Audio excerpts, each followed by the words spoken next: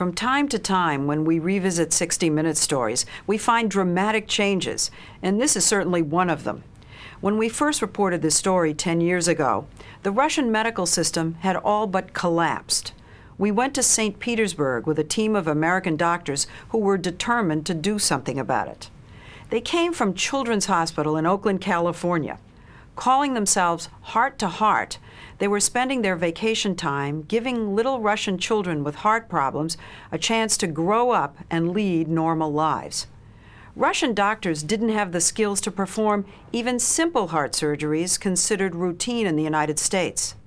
We first met the American Heart to Heart team in 1992 in St. Petersburg at the cardiac unit at Children's Hospital No. 1. Here's how we reported it then. These children are dying. They're so weak, they squat instead of stand, and even have to walk that way. Some can't walk at all. Their parents carry them everywhere. They were born with congenital heart defects, and if they'd been operated on as infants, as they are in America, they'd be leading normal lives.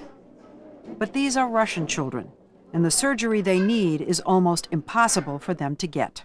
I would say that overall, the majority of them will die, because there's very few cardiac centers. Dr. Christian Hardy is the chief cardiologist for the Heart to Heart team. He told us that when he first came here to this hospital in St. Petersburg, it was like stepping back in time. Russian medicine was about 40 years behind ours. We saw patients laid out on beds with IVs that weren't sterilely inserted. We saw lack of supplies, reused supplies over and over and over, and we saw children who, with very simple problems, were inoperable and dying. I had a little boy run down the hallway, got halfway down the hallway, he started teetering a little bit, and then he squatted down. And I went to find him fanning himself, very blue. And I was actually quite worried at the time. I was afraid he was going to get into deep trouble right there in front of me, and picked him up. The Wretched's family had been told repeatedly by Soviet doctors that 2.5-year-old Andrei wouldn't make it to his 3rd birthday. So it's very common for this to happen with this heart lesion. They read about the Heart to Heart program and took a 20-hour bus ride to get here. We have the blood available.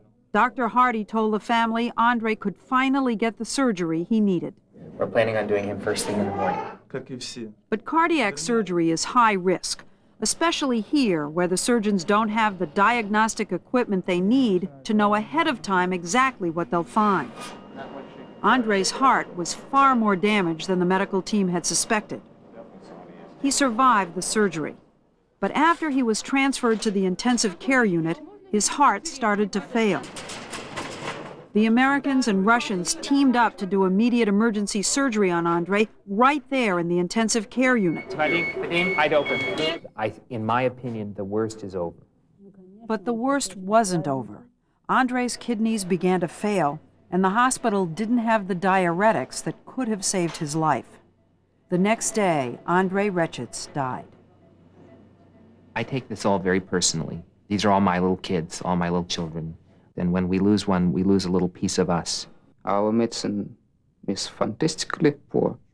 Dr. Mark Silberman, the Russian head of cardiology at the Children's Hospital, works closely with the American team. Was there no sophisticated medicine being practiced anywhere in the Soviet Union at all?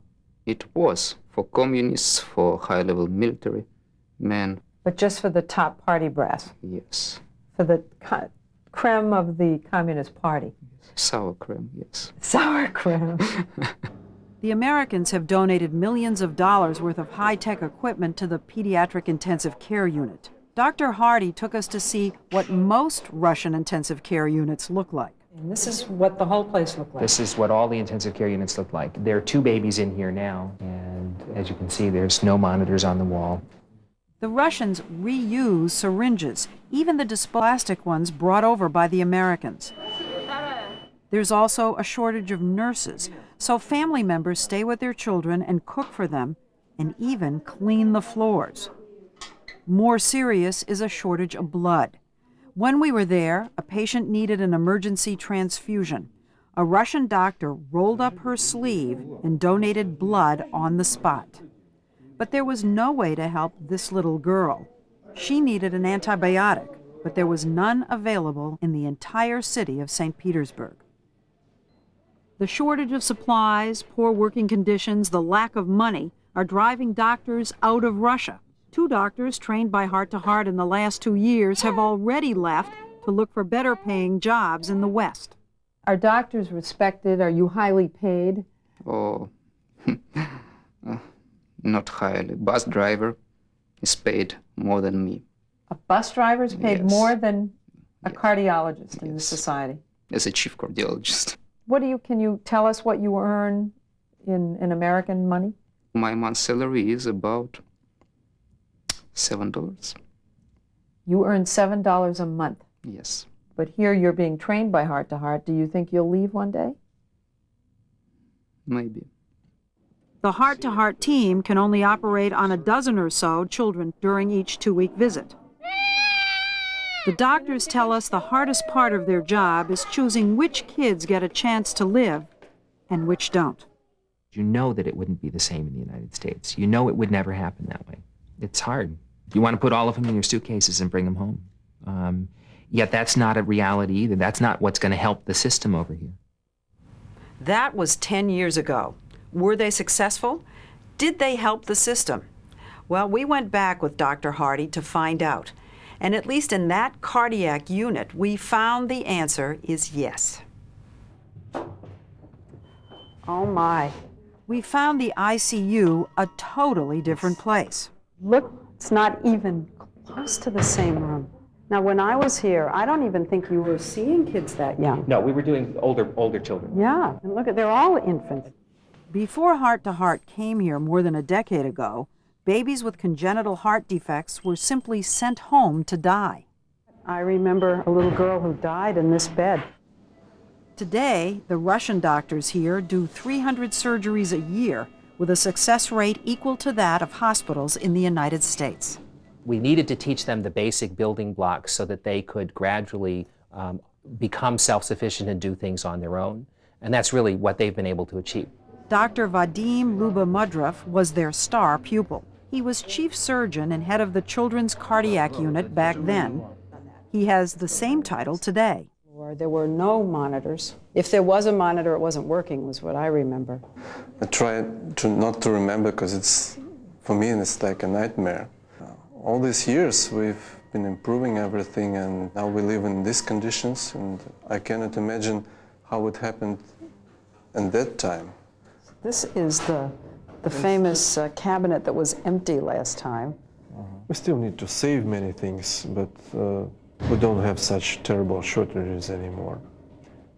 You can't say that about the Russian health system as a whole. In most places, illness and mortality rates are rising. Doctors have to scrounge for essential medicines. Even other parts of this hospital are struggling. But Dr. Lubomudrov's unit is still supported by donations mainly from the U.S. One benefactor from Virginia raised over $2 million to pay for renovations and essential supplies.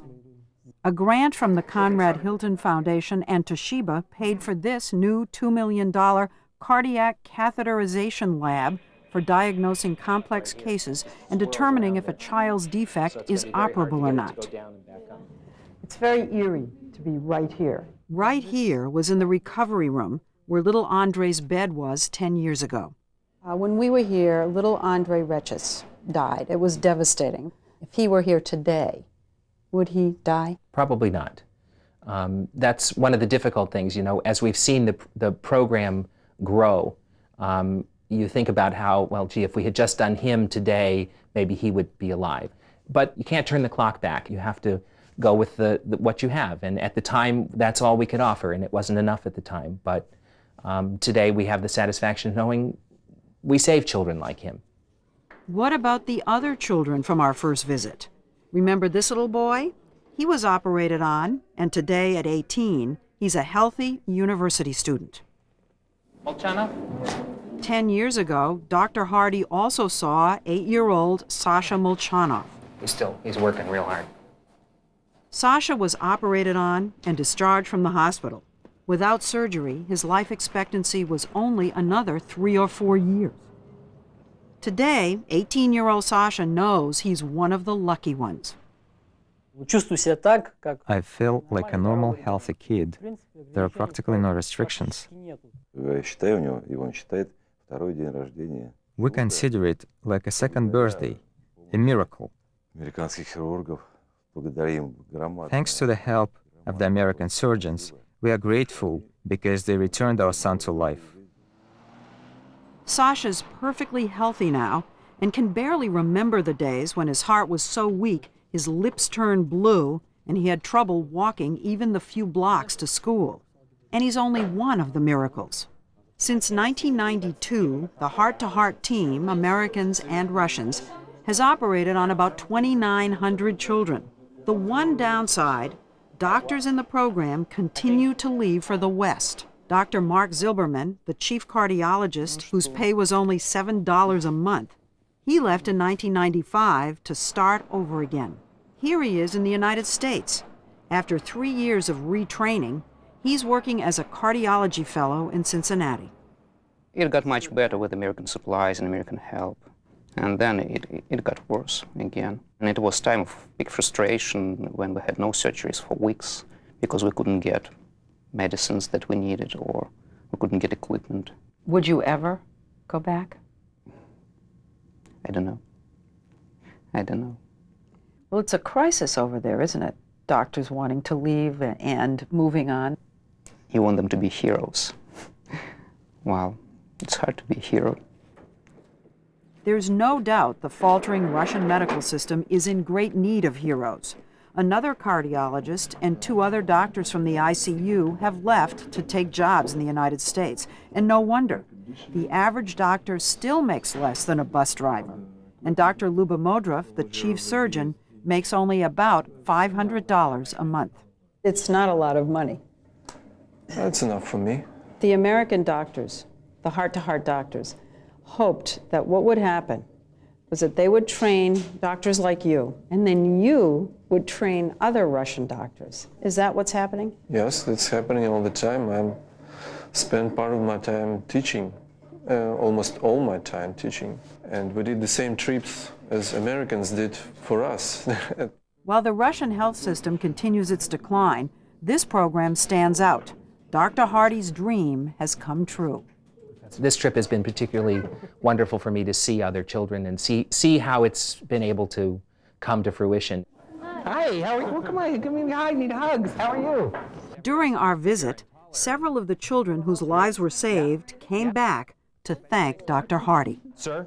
Walking into the unit, seeing the smiling faces, the children who benefited from the program, that was certainly our dream. I don't think I really believed in my mind that it would ever get to where it is now.